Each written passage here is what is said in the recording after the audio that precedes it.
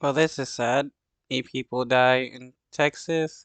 9 are injured after a person runs over a bunch of asylum seekers. Another person has died in Brownsville, Texas, after a driver ran over asylum seekers waiting at a bus stop near a migrant shelter. At least 8 people have now died. 9 more are injured. CBS 2's Tim McNicholas has been following this heartbreaking story. He has the latest developments.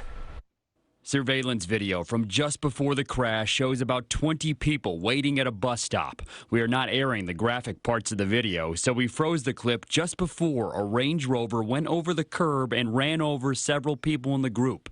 At least some of the victims had been staying just across the street from the bus stop at the Ozanam Center, a homeless shelter that has been housing asylum seekers in the city of Brownsville near the southern border.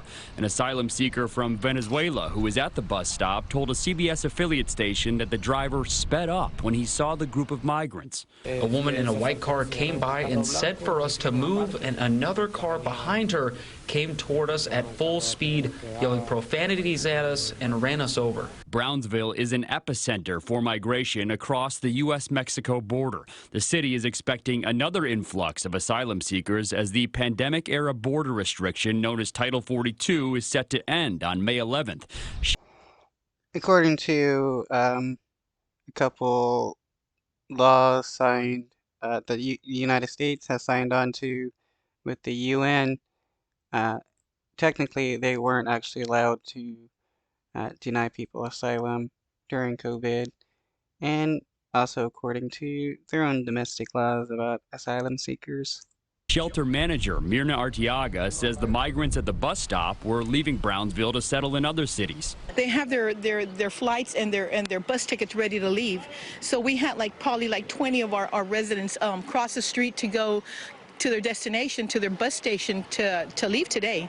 And I think somebody just passed by and just ran him over, and it was really sad. Brownsville police say they are still investigating whether the crash was intentional.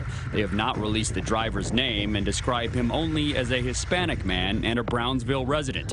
Police say the Range Rover rolled over after he ran over the victims. At that point, he exited the vehicle. It is unknown whether he tried to flee or not, but several of the people here actually detained him and were able to keep him detained until officers got there and actually arrested him. Okay, those people were able to detain the dude and not kill him. Why was that? Surprise, surprise.